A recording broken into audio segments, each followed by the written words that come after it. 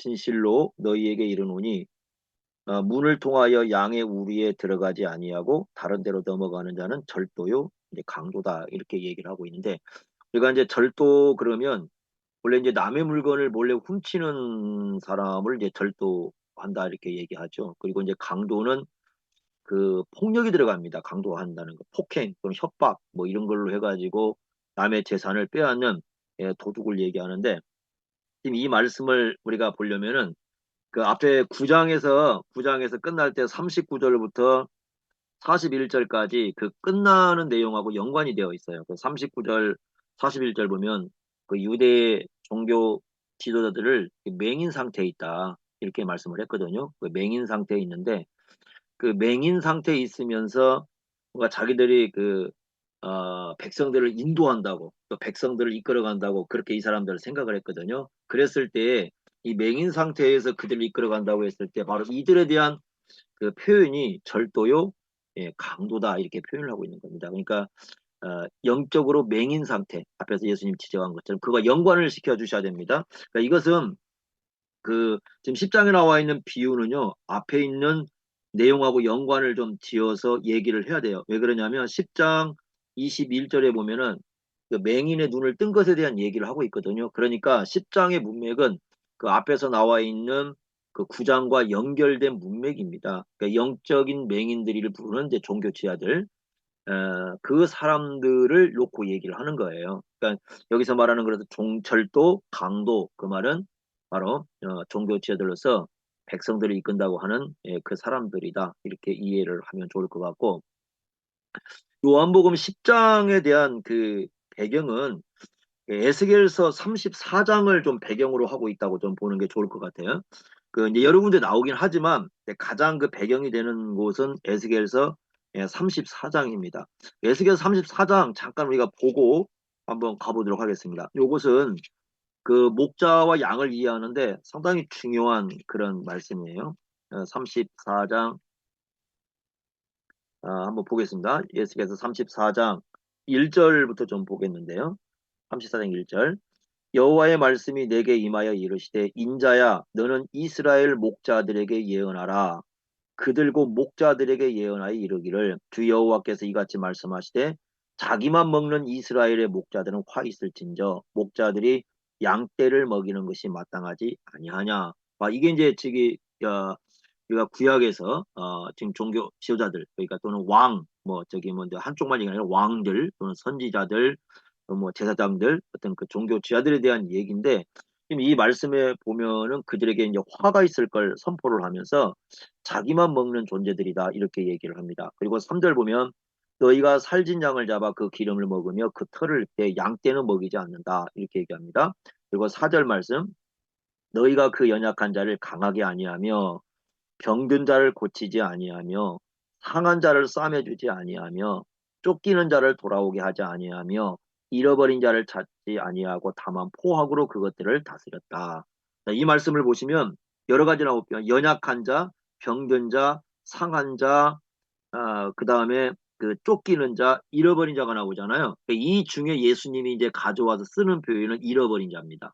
예수님께서 이제 그 신약에 와가지고는 나머지를 이제 되도록 쓰지 않고 잃어버린 자를 쓰는데 그 잃어버린 자라는 표현을 쓰는 것은 이 사절에 나와 있는 그 표현들 연약한 자, 병든 자, 상한 자, 쫓기는 자 이걸 다 포함하고 있다고 보셔야 됩니다. 그러니까 잃어버린 자 그 말은 이걸 포함하고 있다고 봐야지 잃어버린 자 하나만 얘기하는 건 아닙니다. 그리고 이제 그 뒤로 좀 가보시면요. 쭉 내용이 나오는데 어디를 보시냐면 11절 한번 보십시오. 11절 34장 주 여호와께서 이같이 말씀하셨느니라 나 곧 내가 내 양을 찾고 찾되 목자가 양 가운데 있는 날에 양이 흩어졌으면 그 때를 찾는 것 같이 내가 내 양을 찾아서 그리고 캄캄한 날에 그 흩어진 모든 곳에서 그것들을 건져낼 것이다. 양을 찾는다고 얘기합니다.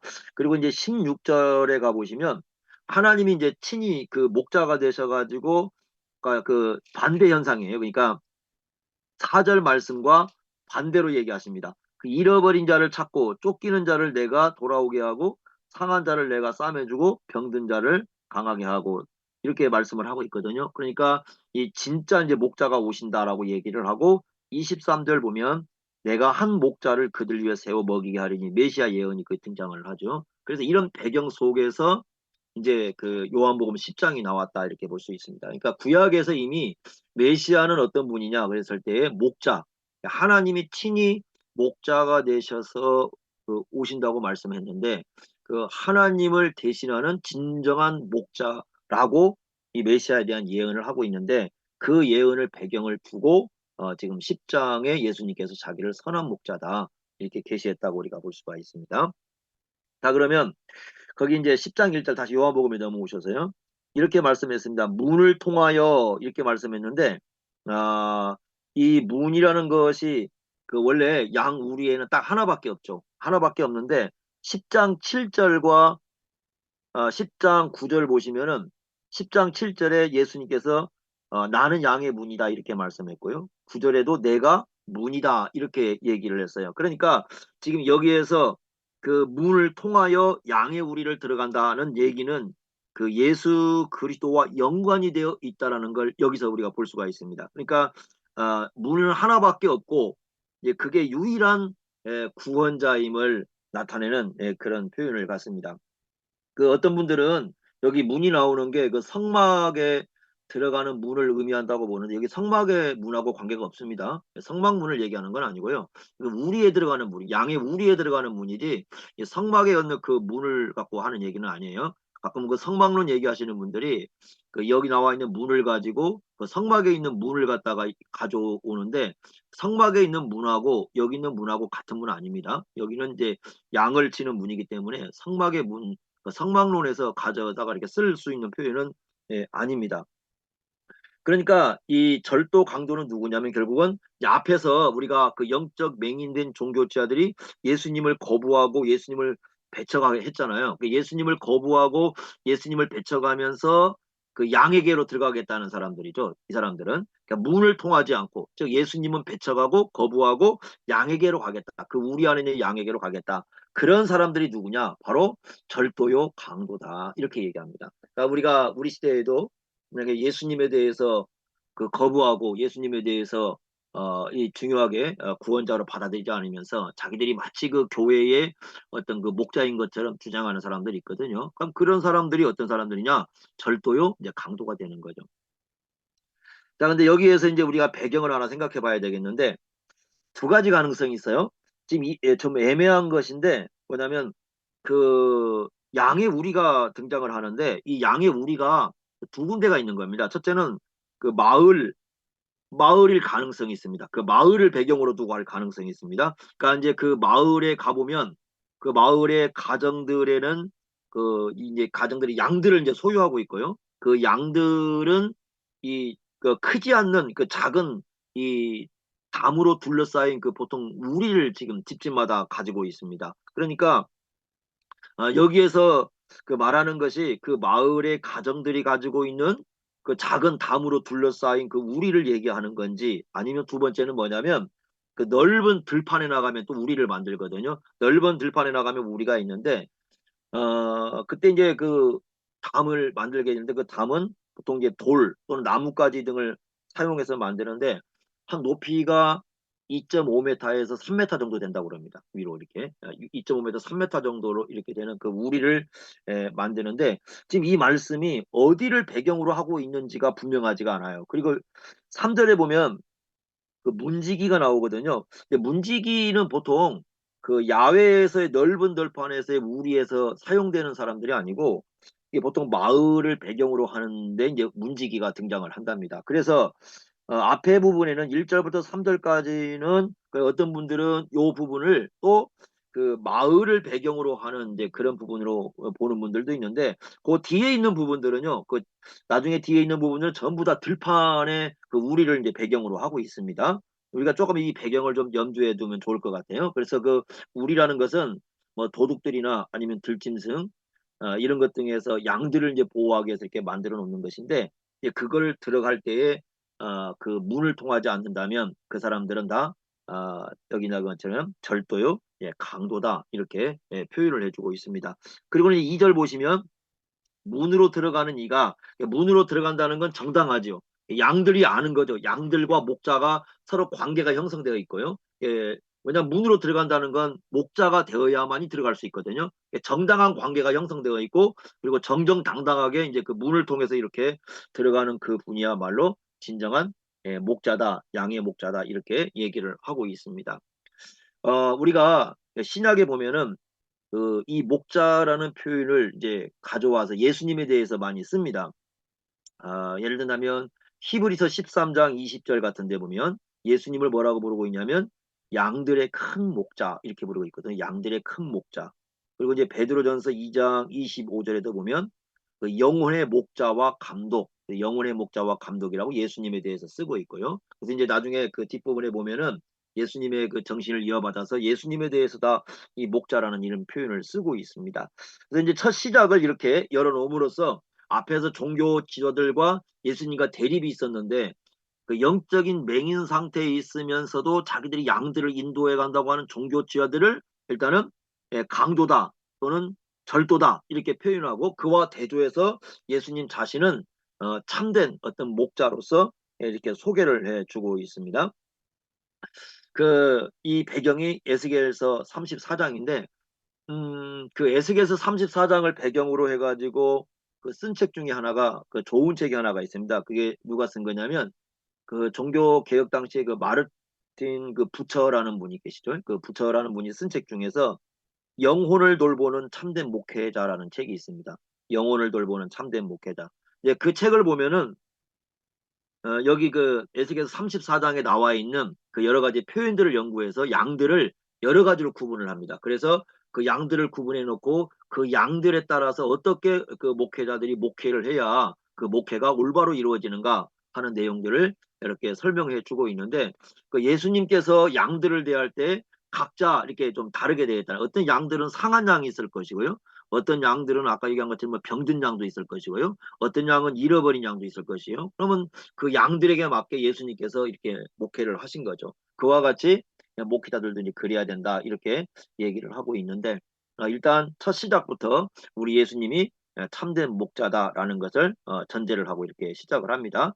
이제 간단하게 우리가 이렇게 1절, 2절 보고 하면 4번 문제로 들어가 보겠습니다.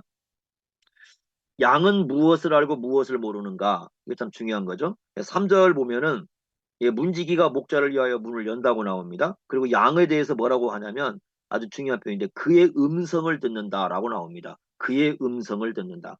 이 양의 특성, 그러니까 그 예수님의 양의 특성은 그의 음성을 듣는다. 즉 목자가 예수님인데 양의 목자는 예수님인데 그 목자의 음성을 알아듣는다는 게 아주 굉장히 중요한 특징이다. 이렇게 말씀을 하고 있습니다. 그리고 그게 3절을 보시면 그가 자기 양의 이름을 각각 불러 인도하여 낸다. 그러니까 목자는 그 자기 양의 이름을 각각 불러 인도해 낸다는 겁니다.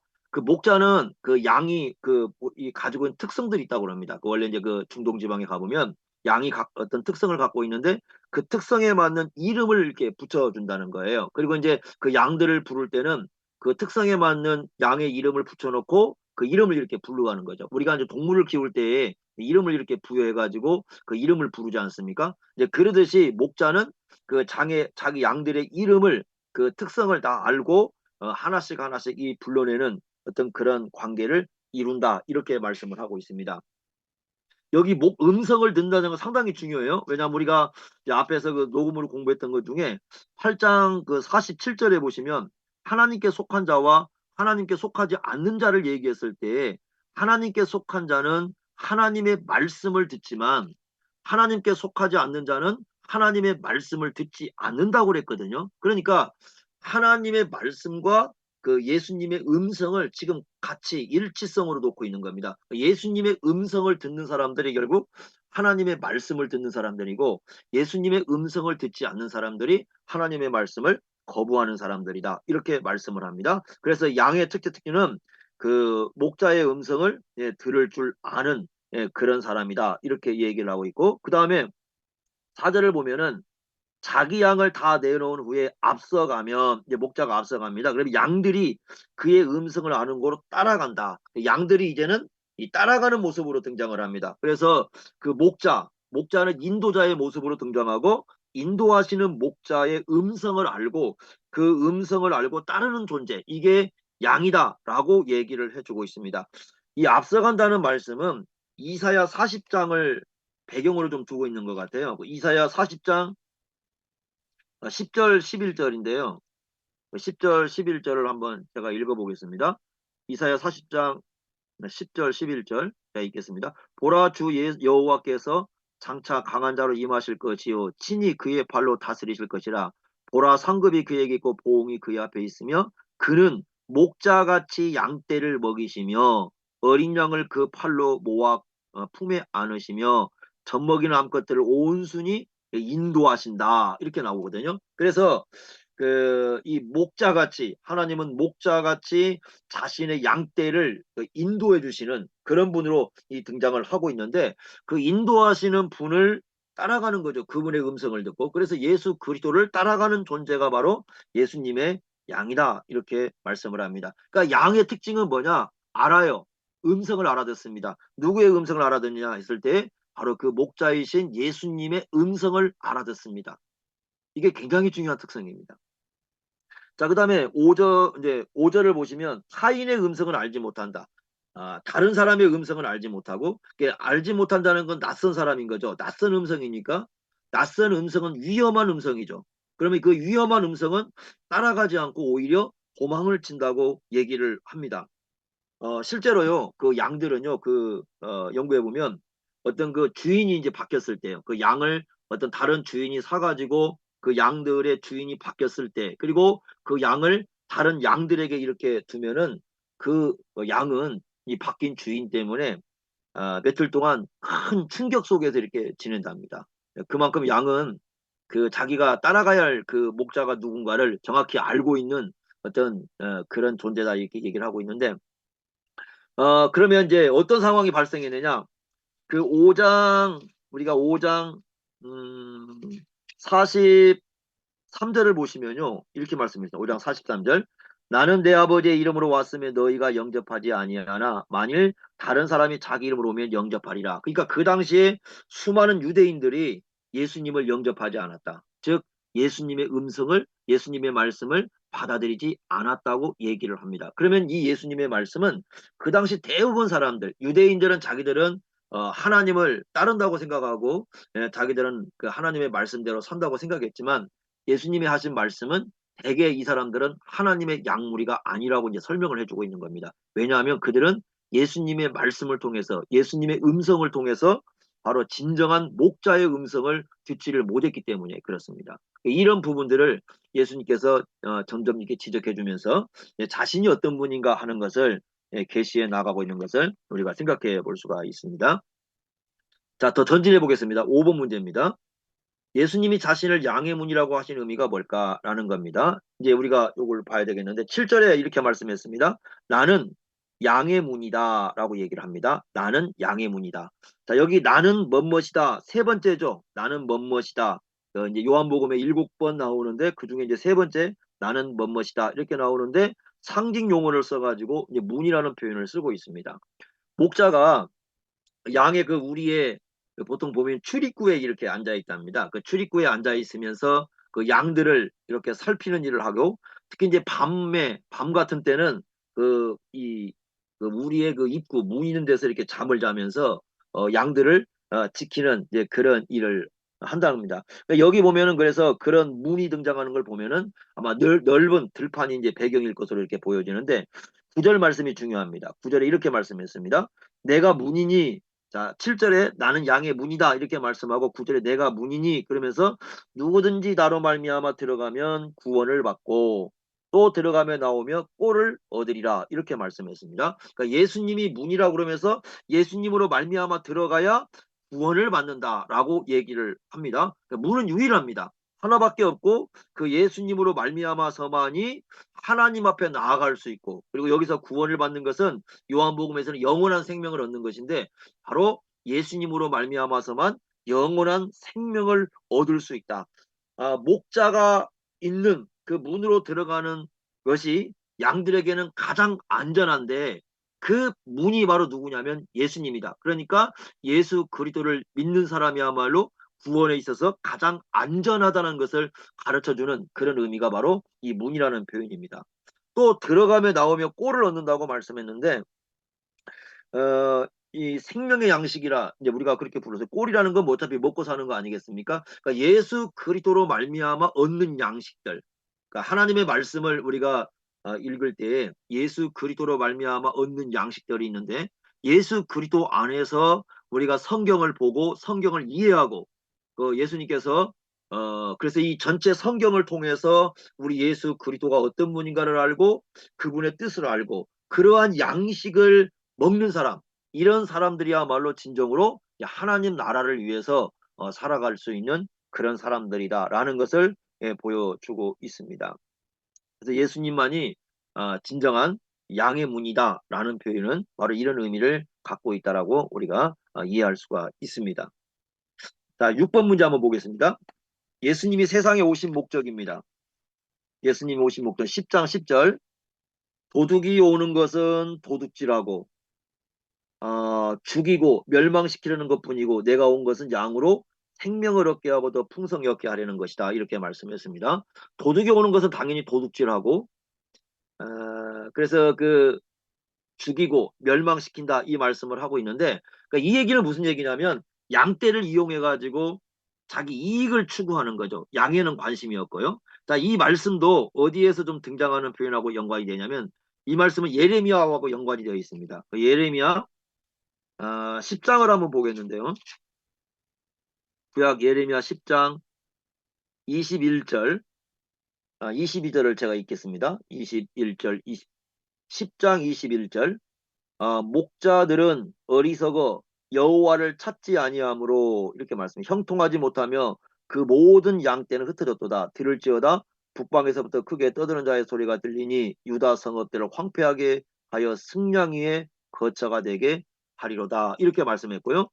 요 말씀을 보면은 바로 이제 그 이 목자들, 잘못된 목자들이 어떤 존재인가를 얘기를 해주고 있습니다. 또 12장 10절에도 마찬가지인데요. 12장 10절에도 보면 많은 목자가 내 포도원을 걸며 내 몫을 짓밟아서 내가 기뻐하는 땅을 황무지로 만들었다. 그러니까 그 예레미야에 보면은 목자들에 대한 비판이 굉장히 강합니다. 이 예레미야서에도. 근데 그 예레미야서에서 그 목자들을 왜 비판하느냐? 이 목자들이 그 자기들의 이익을 추구하느라 양들은 돌보지 않고 오히려 그 양들이 살아가는 삶의 터전을 다 황폐하게 만들어 버렸다는 거죠. 그런데 이런 역할을 지금 누구 하고 있느냐? 예수님 당시의 종교 지도자들이 그렇게 하고 있었다는 겁니다. 바리새인이나 서기관이나 사두개인이나 심지어는 그 제사장들이요. 우리가 재밌는 게 뭐냐면 사두개인들 있지 않습니까? 그 사두개인들이 주로 이제 제사장들이 사두개인들이거든요. 그런데 그 사람들은 부활도 믿지 않고 영혼도 믿지 않고 심판도 믿지 않고 뭐 그런 사람들 아닙니까? 그러니까 제사장을 하는 사람들이 천사도 안 믿고 또 부활도 안 믿고 또 이런 사람들이었거든요. 그러니까 완전히 어떤 종교에 있어서 좀 이상한 사람들인데 이런 종교 지도자들에 대한 얘기를 하고 있습니다, 지금. 그래서 구약에서 예레미야가 얘기했던 그 황폐하게 만드는 백성들을 황폐하게 만드는 그 목자가 누구냐? 예수님 당시에 바리새인과 서기관들과 이 사두개인들 또 대제사장들 이런 종교 지도자들이 오히려 악한 목자가 되어서 이 백성들을 황폐하게 만들고 있다. 도둑질하고 죽이고 멸망시키는 건 다 빼앗아가는 거잖아요. 이런 역할을 하고 있다고 하면서 예수님께서 자신이 왜 오셨는가에 대해서 이들과 대조해서 설명을 해주고 있습니다. 10장 10절에 오신 목적이 이렇게 말씀했습니다. 양으로 생명을 얻게 하고 더 풍성히 얻게 하려는 것이다. 이렇게 말씀했는데 여기에는 두 가지 견해가 있습니다. 첫 번째 견해는 뭐냐면 그 10절 10절을 보시면 생명을 얻는 것과 풍성이 얻는 것을 같은 내용으로 보는 거예요. 그러니까 생명 자체가 풍성하다. 이제 그런 뜻을 갖고 있다고 보는 겁니다. 여기 생명을 얻는데 하나님께서 주신 생명 자체가 풍성하다. 이렇게 이제 같이 의미로 이제 보는 그런 해석이 하나가 있고요.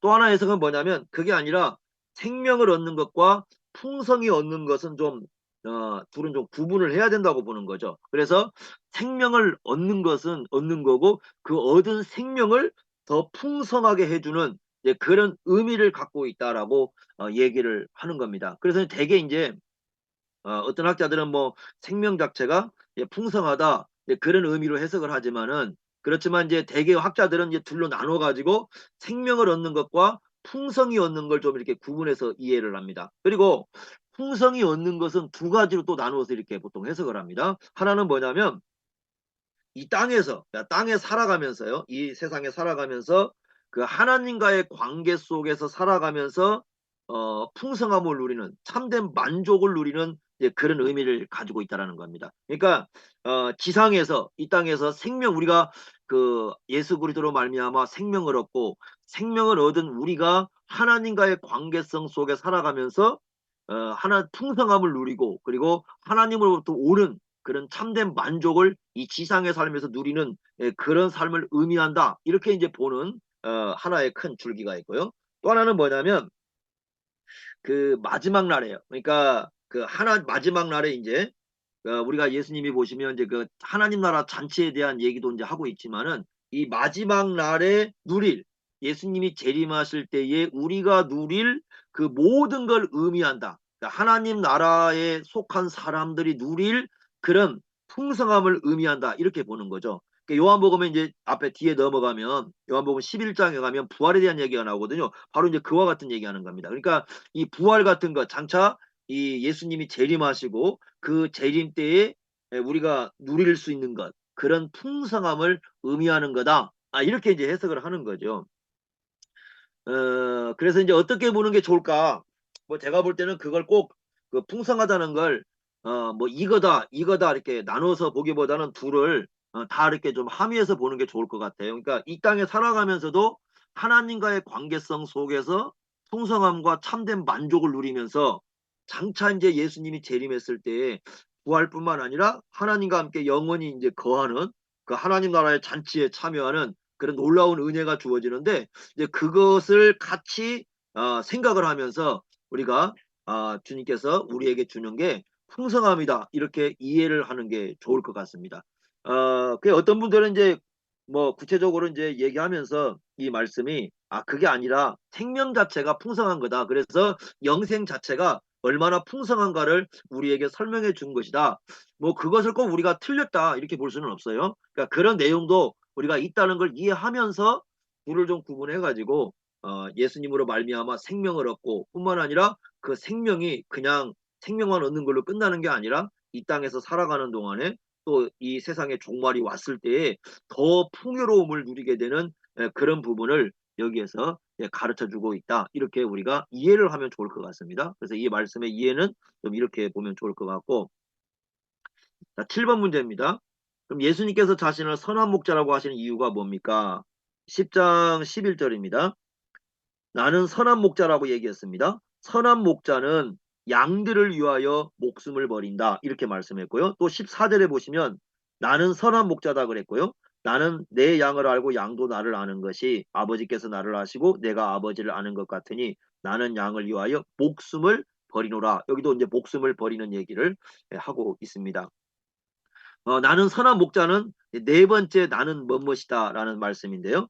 여기 그 양들을 위하여 목숨을 버린다라는 말씀을 하고 있습니다. 11절에 나는 선한 목자라. 그래서 이 예수님이 선한 목자인 이유가 바로 뭐냐면 십자가를 예고합니다. 앞에서에 나와 있는 이 거짓 목자들은 양들을 통해서 빼앗아 먹는 양들을 통해서 자기 이익만 추구하는 자기 배만 늘리는 그런 일을 하지만 선한 목자는 양들을 위해서 목숨을 버린다. 이렇게 말씀을 하는데 양들을 위해서 목숨을 버린다는 말을 네 번이나 말씀을 합니다. 여기 그 방금 읽은 11절에 양들을 위해서 목숨을 버린다 이렇게 말씀했고요. 그 다음에 15절에도 보시면 목숨을 버린다고 했고요. 17절 보면은 내가 내 목숨을 버린다고 말씀을 합니다. 그리고 18절에도 보면은 내가 스스로 버리노라 목숨을 버린다는 얘기를 하시고 있어요. 그리고 또 한 번 등장하는 것은 15장입니다. 15장 그 13절에 가보면 사람이 친구를 위하여 자기 목숨을 버리면 이렇게 말씀 안 하는데 지금 이 내용을 보시면은요 예수님께서 계속 반복적으로 얘기하는 게 뭐냐면 자기 목숨을 버린다는 거예요. 그러니까 진정한 목자인 이유 예수님께서 선한 목자인 이유는 뭐냐면 양들을 위하여 자기 목숨을 버리는 데 있다 이렇게 말씀을 하고 있습니다. 굉장히 중요한 표현이죠. 우리가 요 부분을 좀 중요하게 볼 수 있는 부분이 그 어디냐면은 그 12절 말씀 보시면 이렇게 얘기했습니다. 삭구는 목자가 아니니까 양도 재앙이 아니니까 이리가 오는 것을 보면 양을 버리고 달아나고 이리가 양을 물고 이렇게 도망간다고 말하지 않습니까? 요거하고 좀 대조해서 볼 수 있는 게 다윗이에요. 다윗 그 내용을 보면 사무엘상 17장 34절부터 36절까지 다윗이 이렇게 전쟁에 나가려고 했을 때, 다윗이 전쟁에 나가려고 했을 때, 이 다윗이 그 어떻게 이제 그 골리앗을 이길까 그랬을 때 다윗이 하는 얘기가 있습니다. 뭐라고 얘기하냐면, 자기가 양을 지킬 때 누구하고 싸웠다고 하냐면 사자하고 곰이 와가지고 양떼 이 새끼를 물고 갔을 때 이 자기가 그걸 쫓아가 가지고 그 사자와 곰하고 싸웠다고 얘기합니다.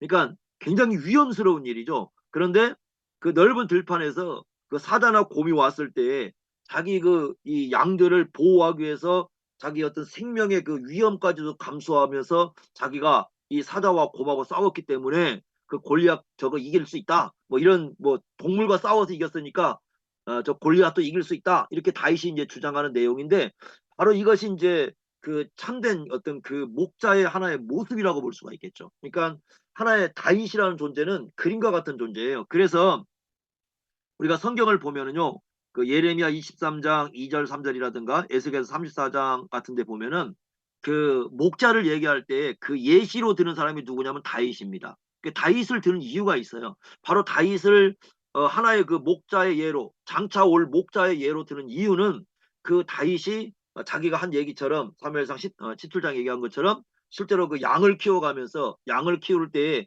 사자나 곰이 왔을 때에 목숨을 걸고 위험을 무릅쓰고 가서 그 새끼들을 찾아오는 그런 장면이 나오거든요. 그와 같은 존재. 예. 그러니까 그런 존재인데 사실 다윗도 양들을 위해서 뭐 자기 목숨을 버리고 그러지는 않았죠. 근데 예수님 어떤 분이냐면 실제로 어떤 분이냐면 자기 목숨을 버리신 분이시죠. 그래서 실제로 목숨을 내놓는 분이십니다. 자, 이렇기 때문에 예수님이 진정한 선한 목자다. 이렇게 말씀을 하고 있는 것입니다. 그러나 사꾼은 그렇지 않죠. 사꾼은 12절 말씀을 보면은 이리가 오면 양을 버리고 달아난다. 이렇게 얘기를 합니다. 진짜 이제 그 목자가 아니니까 굳이 양을 위해서 뭐 목숨을 버릴 이유가 자기에겐 존재하지 않는 거죠. 그래서 이런 표현을 이제 쓰고 있습니다. 그러면 이걸 갖다가 이제 누가 쓰고 있냐면 그 바울이 쓰고 있습니다. 그러니까 이 표현을 쓸 때 그 거짓 교사들과의 싸움에 다윗이 바울이 사용하고 있습니다. 바울이 자기가 이제 목회 사역을 하면서 거짓 교사들과에게 싸움을 했는데 그 거짓 교사들을 얘기할 때에 이 예수님의 말씀을 그대로 이제 가져와서 좀 사용하는 장면이 나오는데 사도행전 20장 29절입니다. 그 사도행전 20장 29절에 보면은 이런 얘기를 합니다. 예, 바울이 그 에베소 교회 장로들을 모아놓고요. 이제 긴 얘기하면서 자기가 떠날 때 어떤 일이 발생하냐면 29절에 내가 떠나면은 사나운 이리가 여러분에게 들어와서 양떼를 아끼지 않을 것이다 라고 얘기합니다. 사나운 이리가 등장을 합니다. 그래서 예수님이 아까 일이라고 썼는데 그 표현을 이제 그대로 가져온 겁니다. 사나운 이리가 들어오는데 이 사람은 어떤 사람들이냐? 30절 보면은 그 자기들을 따르게 하려고 그래서 어그러진 말을 하는 사람들이다 이렇게 얘기합니다. 거짓 선지자들이죠. 그래서 이 목자이신 예수님을 따르는 것을 하지 못하도록 다른 방향으로 이끌어가는 사람들을 이 거짓 교사들을 뭐라고 부르냐면 일이라고 부르고 있고 그리고 교회의 목회자들이 해야 할 일, 장로들이 해야 할 가장 중요한 일이 뭐냐면 바로 그들로부터 양들을 보호하는 것이다. 이렇게 말씀을 합니다. 자, 그럼 우리가 연결시키면 이렇습니다. 예수님은 친히 양들을 위해서 목숨을 버리신 분이에요. 그래서 양들을 위해서 자기 목숨을 버렸고 십자가로 말미암아 십자가의 죽음으로 말미암아 그 양들을 교회로 불러 모아 가지고 이제 한 교회를 이렇게 하셨습니다. 그러면 우리는 그 양들을 위해서 사실 목숨을 버릴 수 있는 존재는 아니죠. 왜냐하면 우리가 죽는다고 해서 양들을 구원시킬 수 있는 문제는 아니거든요. 그런데 이제 그 예수님께서 목숨을 버려가지고 불러 모은 양들을 지키는 방법이 뭐냐? 그것이 이제 우리 목회자의 책임인데 우리가 그 양들을 예수님의 마음을 가지고 함께 지켜나가는 방법은 이 거짓 교사들, 잘못된 가르침, 이런 것들로부터 교회를 지켜내는 겁니다. 굉장히 중요한 사명이죠. 그러니까 우리가 참 선한 목자이신 예수님을 따라가는 그런 선한 목회자로서의 삶을 살아가는 길은 뭐냐? 예수님께서 목숨을 주셔서 생명을 주셔가지고 이루신 그 주님의 몸된 교회를 이 거짓 이리들, 거짓 교사들, 잘못된 가르침들로부터 우리가 지켜내 가면서 예수님의 말씀을 전해서 양들로 하여금 예수님을 올바로 따라가게 하는 것이 바로 이 땅에서 진정한 목회자의 책임이라는 거죠. 그래서 예수님께서 이런 말씀을 하신 것을 바울은 가져와 가지고 장로들이, 교회 목회자들이 또는 어떤 책임을 갖고 교회를 해야 되는가 하는 것을 이제 그렇게 가르쳐 주고 있는 겁니다. 그래서 이 부분은 그런 의미에서는 상당히 좀 우리에게 중요한 의미를 갖는 거죠. 우리는 양들을 위해서 사실 뭐 목숨을 버린다고 해서 양들을 구원할 수 있는 건 아니에요. 지금 예수님께서 여기서 이 목숨을 버리는 것은요, 그냥 단지 내가 양들을 위해서 죽어준다 그런 개념이 아니라 지금 앞에서 생명을 얘기하고 있잖아요. 10장 10절에 내가 생명을 얻게 하기 위해서 이 땅에 왔다고 말씀하지 않았습니까? 오신 목적 자체가 목숨을 버리게 한 것이니까 예수님의 십자가의 목숨은 결국은 이 생명을 주시는 그런 의미를 갖고 있죠. 그래서 뒤에 가보면 우리가 그 하늘의 밀 얘기하지 않습니까? 하늘의 밀이 돼가지고 근데 그 하늘의 밀은요 우리에게 적용할 수 있는 말씀이 아니에요. 그 많은 사람들이 우리가 하늘의 밀이 돼가지고 뭐 열매를 근데 그건 우리에게 적용할 수 있는 문제가 아니에요. 왜냐하면 그 하늘의 밀은 구원사적인 의미예요. 그러니까 생명을 주는 밀이지 우리는 수없이 죽어봐야 생명을 줄 수 있는 일이 아니에요. 그 하나님의 일은 누굴 얘기하는 거냐면 예수 그리스도를 의미하는 겁니다. 그러니까 예수님이야말로 진정으로 생명을 버리는 분이죠. 그러니까 우리는 누구냐? 그 예수님께서 목숨을 버려가지고 이 구원해낸 그 주님의 몸된 교회를 거짓 진리로부터 지켜내면서 올바르게 예수님의 말씀을 따라갈 수 있도록 그것을 지켜줘내는 거. 이것이야말로 그 예수님께서 목숨 버린 그 교회를 올바로 이끌어가는 그런 존재의 삶을 살아가는 것이다. 이렇게 말씀해 주고 있는 것이지. 그러니까 우리가 이 적용을 할 때 예수님에게 적용해야 되는지 우리 자신에게 적용해야 되는지는 조금 구분을 할 필요가 있습니다. 어느 부분에서 우리에게 적용해야 되고 어느 부분에서 예수님에게 대한 적용인지를 생각해 봐야 됩니다. 그래서 본문에서의 목숨을 버리는 그런 문제는 선한 목자라고 하면서 그 문제는 이게 바로 이제 예수님께서 영생을 주시고 생명을 주시는 의미에서 사용하는 말씀이기 때문에 우리가 이렇게 적용해서 우리가 생명을 줘야 된다. 그렇게 받을 말씀은 아니라는 겁니다. 조금 이 부분은 좀 우리가 분별해서 이해하는 것이 좋을 것 같다. 자, 그 다음에 14절 또 뭐라고 그랬냐면 예수님이 선한 목자 이유인 하나는 목숨을 버리는 거고요. 또 하나는 뭐냐면 14절에 나는 내 양을 알고 양도 나를 안다라는 말씀을 하고 있습니다. 이 말씀도 상당히 이제 중요한 문제인데 그러면 예수님의 말씀은 어떤 의미냐면 유대 종교 지도자들 지금 자기들이 이제 백성들을 이끈다고 그 종교 지도자는 생각하지 않았습니까? 그런데 예수님 말씀은 뭐냐면 그 종교 지도자들은 실제로는 양들을 모른다는 거예요. 양들을 전혀 모른다는 거예요. 자, 나는 내 양을 알고 양도 나를 안다. 이런 표현을 쓰고 있는데 여기 안다는 말은 그 어떤 그 학문적인 그러니까 지식을 가지고 있는 어떤 지식의 알미 아니고 교제의 알미입니다. 교제함. 이게 참 중요한 부분입니다. 그래서 자기 백성을 안다는 것은 백성을 사랑하시고 그리고 그 백성과 교제를 나눈다는 그런 의미를 가지고 있는데 요한복음 17장 3절이요. 요한복음 17장 3절에서 쓰고 있는 용어와 같은 의미입니다. 17장 3절에 영생이 뭔가를 말씀했잖아요. 이렇게 말씀했습니다. 영생은 곧 유일하신 참 하나님과 그의 보내신 자 예수 그리스도를 아는 것이다 라는 말, 이 안다는 말을 썼는데 요한복음 17장 3절에서 그 안다는 말은 그 헬라어로는 그 기노스코신이라는 기노스코신이거든요. 그리고 요한복음 10장 14절에 안다는 말은 기노스코입니다. 기노스코, 기노스코신. 그래서 요한복음 17장 3절에는 아는 것이 영생이다. 그러니까 기노스코신이 영생이다.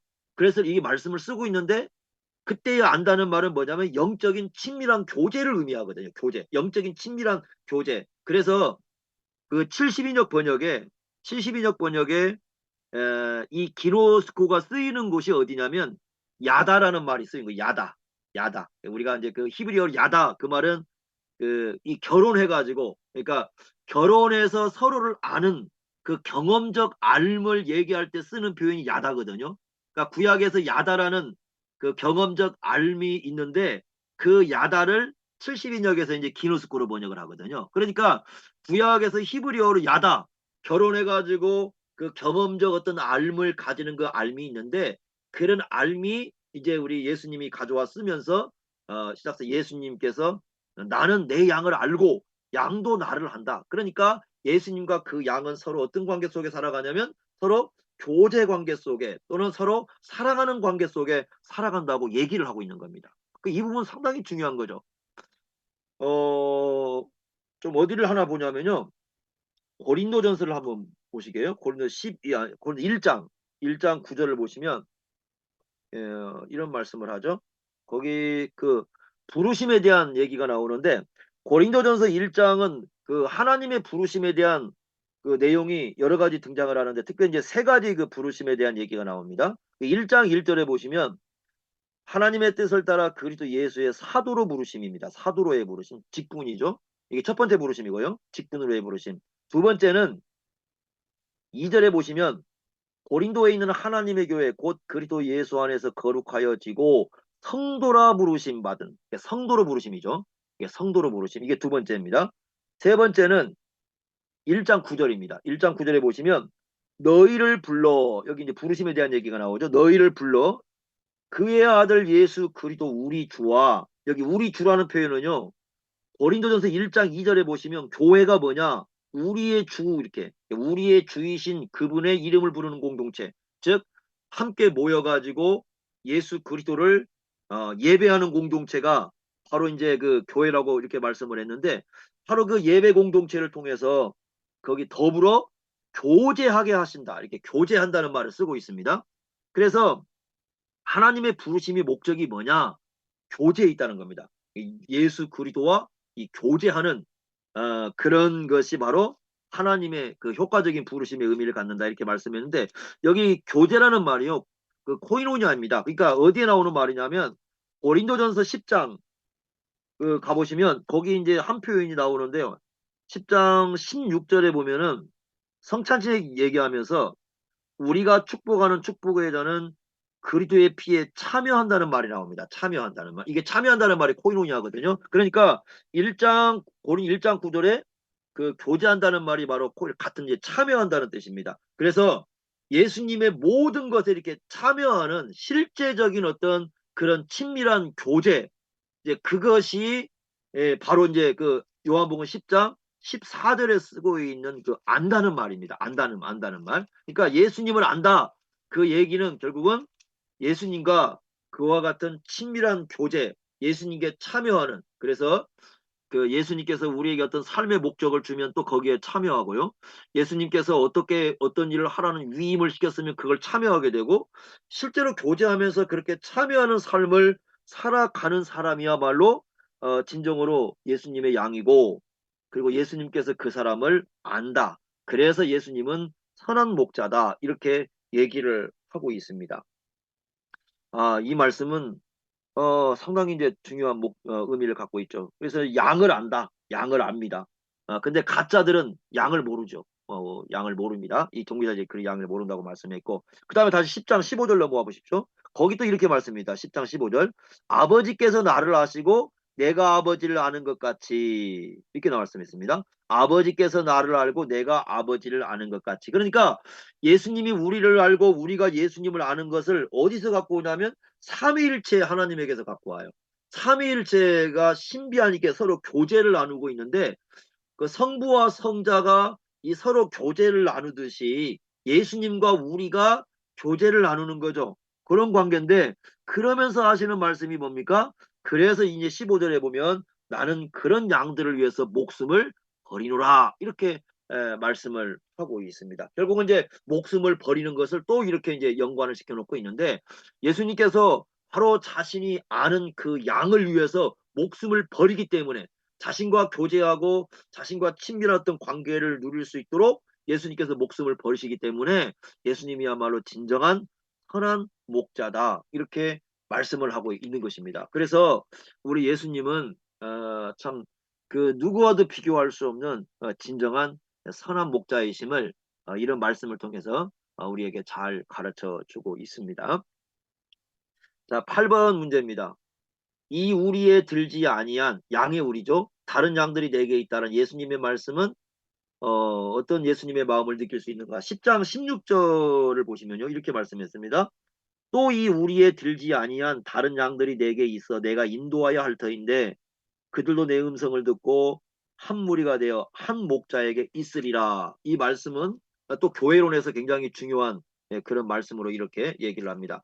그 참된 목자로서의 예수님의 사역이 어떤 사역인가 하는 것인데 우리가 그 마가복음 15장 24절에 보면 잃어버린 양들을 찾으러 왔다고 말씀을 하거든요. 잃어버린 양들을 찾으러 왔다. 아까 우리가 그 에스겔서에서 잃어버린 양을 상당히 중요하게 다루고 있었다고 말씀했는데 그리고 누가복음 15장에 보면은 그 세 가지 비유가 잃어버린 양, 잃어버린 동전, 잃어버린 아들을 말씀으로써 예수님이 잃어버린 자를 찾아 오셨다 이렇게 말씀을 합니다. 그래서 거기 우리에 들지 아니한 양들이 있는데 그 잃어버린 양들이 있는데 그들을 불러들이는 것이 예수님의 사역이다 이렇게 말씀을 합니다. 그리고 그 마태복음 9장 36절을 보시면 그 목자 없는 양과 같은 사람들 그러니까 잃어버려서 잃어버린 양이 되어 살아가는 사람들을 보시고 불쌍히 여기셨다라고 말씀을 합니다.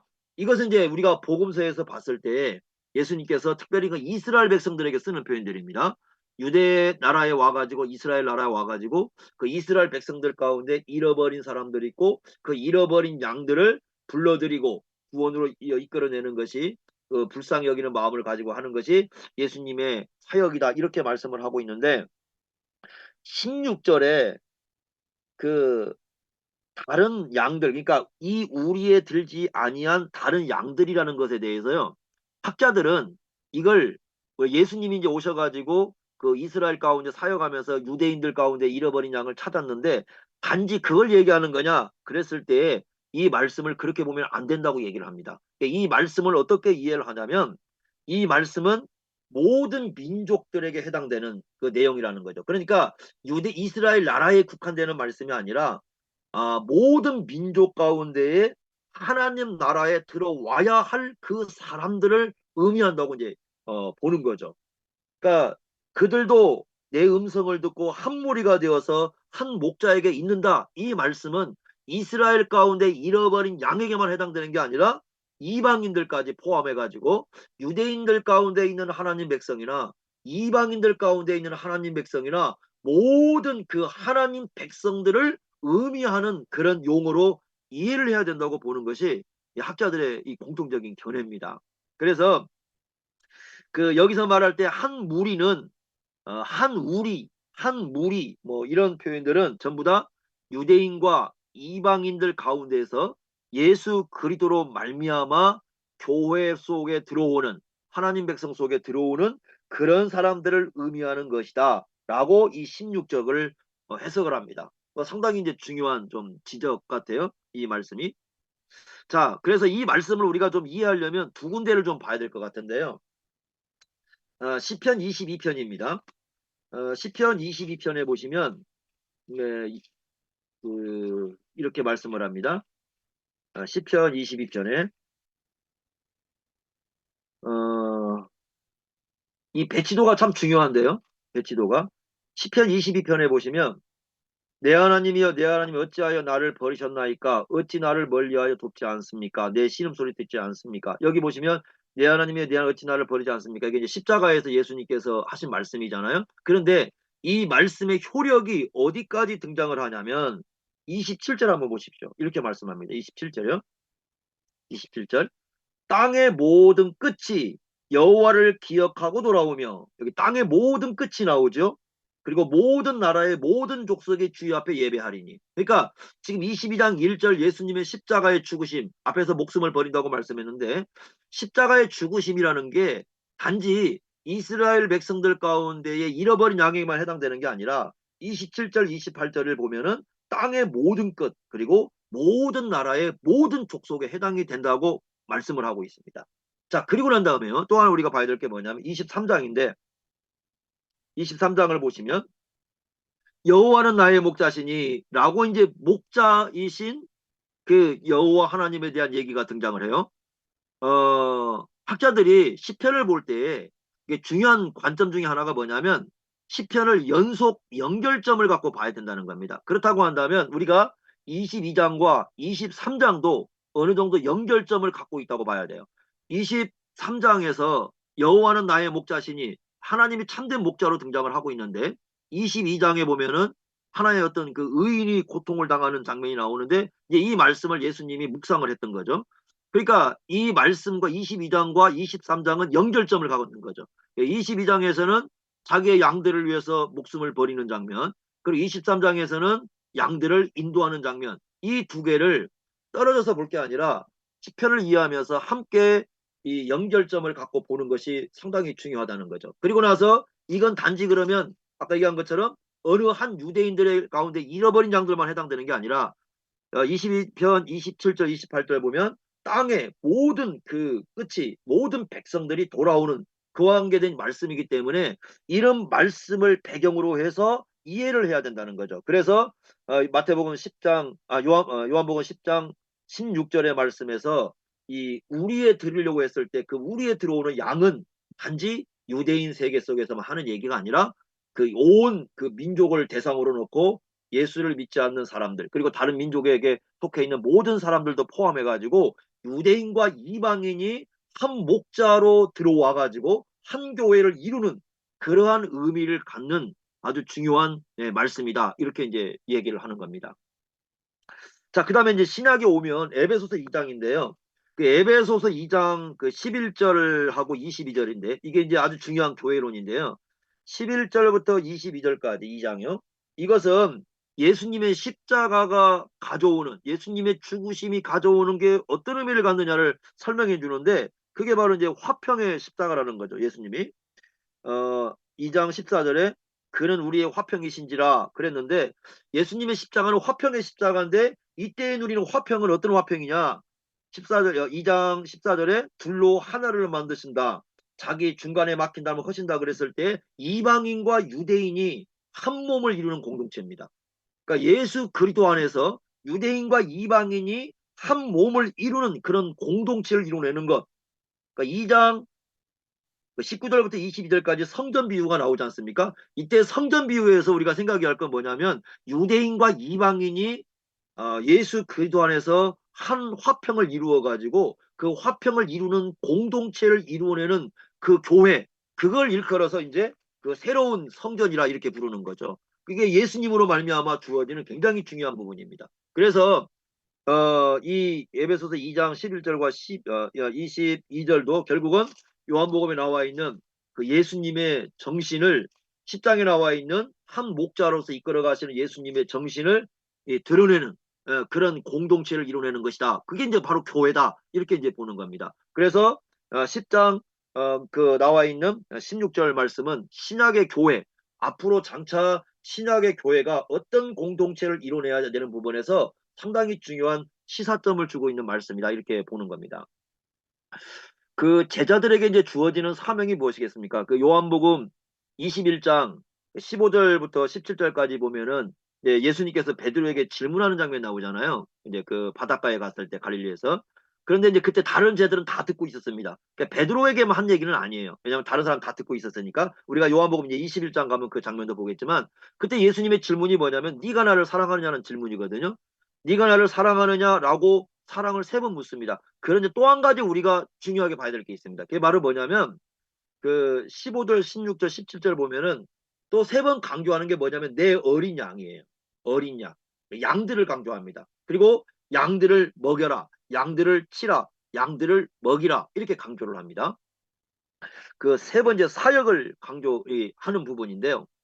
그래서 이제 이게 또 두 가지 해석이 있어요. 어떤 해석이 있냐면 내 어린 양을 먹이라. 내 양을 치라. 영어로 이제 치라는 말이 이게 돌보는 거죠. 케어하는 거고 돌보는 건데 그다음에 세 번째 내 양을 먹여라. 그래서 어떤 분은 그 내 양을 먹이라는 것은 두 번 나오고 그다음에 이제 치라는 말이 한 번 나오지 않습니까? 그래서 요걸 그 말씀을 그 먹이는 사역과 또 이 돌보는 사역 이 두 가지를 얘기하는 거다. 그래서 중심적으로 이제 말씀을 먹이는 사역을 얘기하는 거 이렇게 이제 보는 분이 있고 구분하는 거죠. 그러니까 양을 돌보는 것과 먹이는 걸 구분하는 사역이 있고요. 또 하나 해석은 뭐냐면 그게 아니라 그 가운데 있는 그 돌봄 있잖아요. 치라는 말씀을 가운데 넣어가지고 그 친다는 의미가 뭐냐 그랬을 때 양을 먹이는 사역이다. 그래서 이것은 모두가 다 함께 공통적으로 셋이 다 양을 돌보는 얘기인데 하나님의 말씀을 먹이는 사역을 의미하는 거다. 이렇게 이제 그 해석을 하는 경우가 있습니다.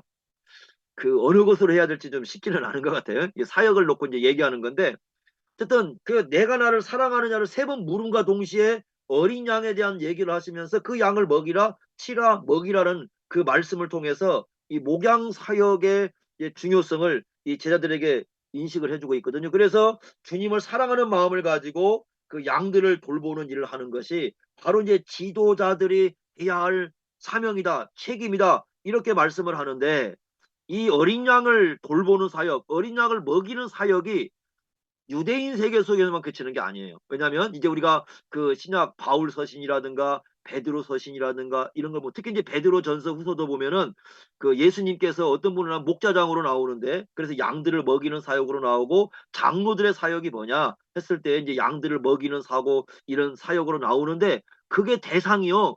전 그 세계에 이제 흩어져 있는 그러니까 디아스포라 유대인들 저처럼 이렇게 흩어져 있는 하나님 백성들을 대상으로 하고 있거든요. 그런 면에서 우리가 보게 된다면 이 예수님의 말씀을 아주 충실하게 이제 잘 따라가는 장면이다. 이렇게 우리가 볼 수 있습니다. 그래서 이 말씀은 10장 16절 말씀은 유대인 세계 속에 있는 단지 잃어버린 양에만 해당되는 게 아니라 전 어떤 하나님의 계획 속에는 전 민족, 온 민족 속에 이 존재하는 하나님 백성을 대상으로 하는 말씀이다. 이렇게 이해하는 것이 가장 좋은 좀 해석이라 이렇게 보는 겁니다. 자, 마지막 9번 문제입니다. 양의 문과 선한 목자에 대한 예수님의 말씀에 대한 유대인의 반응은 뭐냐? 자, 예수님께서 이렇게 말씀을 했습니다. 그때 이제 어떤 반응이 나오느냐? 19절부터 21절까지입니다. 19절 보겠습니다. 예수님으로 말씀으로 말미암아 유대인 중에 다시 분쟁이 일어났다고 말씀합니다. 그러니까 예수님의 말씀이 분쟁을 지금 일으키고 있습니다. 예수님의 말씀이 가는 곳마다 항상 분쟁이 됩니다. 다시라는 말을 쓰고 있으니까 예전에도 분쟁이 있었지만 또다시 분쟁을 일으켰다 그 말이죠. 20절 보시면 많은 사람들이 이제 뭐라고 하냐면 그가 귀신 들려 미쳤다. 예수님을 미쳤다고 귀신 들렸다. 미쳤다. 왜 그의 말을 듣느냐 이렇게 얘기를 합니다. 왜냐하면 이 사람들이 지금 얘기가 듣는 게 예수님 말씀이 다 황당한 거죠. 예수님이 뭐 양의 문이라고 하느니 선한 목자라고 하느니 양들 위해서 죽는다고 하느니 뭐 이런 말들이 이 사람들에게는 이 허황된 얘기로 다 들리는 거죠. 그러니까 예수님 말씀을 들으면서 야 예수님 미쳤다. 귀신 들렸다. 귀신 들렸으니까 저런 얘기하지. 이렇게 이제 예수님 말씀을 쓸데없는 얘기로 취급하면서 비난한 사람이 있습니다. 요한복음에 예수님이 미쳤다라는 말이 3번 나오죠. 7장 20절. 그 7장 20절에 사람들이 예수님 미쳤다고 그럽니다. 그리고 8장 48절에도 예수님 미쳤다고 나옵니다. 그리고 여기 10장 20절에 이제 마지막으로 이제 나올 미쳤다는 얘기 나오는 예수님 미쳤다. 귀신 들려가지고 미쳤다. 이런 얘기가 등장합니다. 그래서 요한복음에서 그 예수님에 대해서 가해진 그 비난 그게 뭐냐? 악평이 뭐였느냐? 대개의 악평은 예수님 귀신 들려서 미쳤다라는 겁니다. 그렇게 예수님을 사람들이 취급을 했습니다. 그것도 적은 사람들이 아니에요. 20절 보면 많은 사람들이 그렇게 했다. 많은 사람들이 예수님을 합당하게 대접하지 못했다. 이렇게 나옵니다. 자, 그리고 나서 21절 그러면서 뭐라고 하냐? 그러나 일부는 그 뭐라고 얘기하냐면 귀신 들린 자의 말이 아니다. 예수님 말씀이 어떻게 귀신 들린 사람이 맹인의 눈을 뜰 수 있게 할 수 있느냐? 그럴 수 없다. 일부는 그렇게 얘기했다는 거죠. 그래서 지금 9장과 연관을 시키고 있습니다. 그러니까 10장의 말씀은 9장과 연관된 말씀이다. 이렇게 볼 수 있는데 일부의 사람들은 이런 예수님에 대한 그 비판의 얘기를 듣지 않았다. 이렇게 얘기를 합니다. 그러니까 많은 사람들은 예수님의 말씀을 듣지 못했지만 그러나 일부의 사람들은 예수님의 말씀을 알아들었다. 이렇게 얘기를 하고 있습니다. 자, 그러면 우리가 이제 여기서 아주 그 생각해 보고 할 말씀이 뭐냐면 3절 보시면요. 아까 얘기했던 것 3절 그 예수님의 양의 특징이 뭐냐면 그의 음성을 듣는다고 그랬습니다. 그리고 4절에도 보면 그의 음성을 알고 따른다고 얘기했습니다. 자, 그 다음에 14절도 보시면 양이 나를 안다. 예수님을 안다고 말씀을 했습니다. 자, 그런데 이제 20절이 어떻습니까? 그 많은 사람들은 예수님의 음성을 전혀 듣지 못하고 있는 모습이죠. 그렇다고 한다면 이 사람들은 예수님의 양이 아니란 뜻이고, 예수님이 양이 아니면 하나님 백성이 아니라는 심각한 문제를 가져오게 되는 거죠. 아, 이거 정말 심각한 거죠.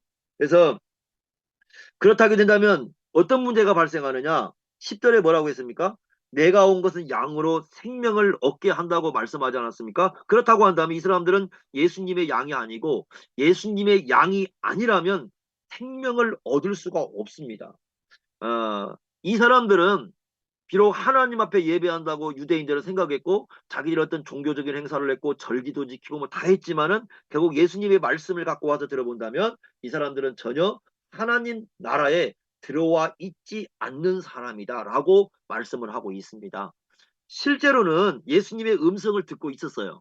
우리는 이제 예수님 육성의 음성을 못 듣지만 이 당시 사람들은 예수님의 육성의 음성을 듣고 있었거든요. 그런데 뭘 못 듣느냐? 예수님께서 앞에서 강조했던 선한 목자로서 하시는 예수님의 그 음성, 그러니까 예수님의 음성을 들으면서 야, 예수님이야말로 정말 하나님이 보내신 선한 목자다. 선한 목자로서 우리에게 이 말씀을 하고 있다. 이 말씀을 우리가 따라가야겠다라는 그 예수님의 그 선한 목자로서의 음성은 전혀 이 사람들은 듣지를 못하고 있었던 거죠. 육성의 음성은 들었지만 선한 목자로서 예수님의 음성을 듣지 못했기 때문에 이 사람들은 스스로가 자신들이 하나님 백성이 아니라는 것을 드러내게 돼버린 거죠.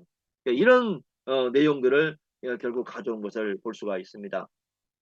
자, 그렇다고 한다면 이제 오늘날 우리가 한번 뭐 교회 안에서도 이렇게 적용을 해 봐야 되겠는데, 우리가 왜 예수님의 말씀을 또 예수님에 대한 얘기들을 설교를 통해서 이렇게 해야 되느냐? 결국은 그 양의 우리 속에 들어올 수 있도록 하는 것은 오로지 예수 그리스도밖에 없습니다. 그리고 특히 예수님의 그 죽으심, 십자가의 죽으심이야말로 이 다른 사람들로 하여금 그 주님의 몸된 교회에 속하도록 하는 가장 중요한 진리라고 말씀을 합니다. 그래서 고린도전서 1장, 고린도 1장 그 17절, 18절을 보면은 바울은 그렇게 얘기합니다. 내가 지금 뭘 전하느냐? 오로지 나는 십자가의 복음만 전한다. 십자가의 도리를 전하고 있다. 예수님의 그 십자가가 주는 그 의미가 무엇인가? 그것을 설명하고 전하고 그걸 복음으로 전하고 있다. 왜냐하면 그거야말로 진정으로 사람들로 하여금 구원을 주시는 하나님의 능력이 되기 때문이요 하나님의 지혜다 이렇게 말씀을 하고 있거든요. 결국 바울도 예수님의 정신을 따라서 이제 복음을 전하는 그런 사역을 감당하고 있었다라고 우리가 이해를 할 수 있습니다.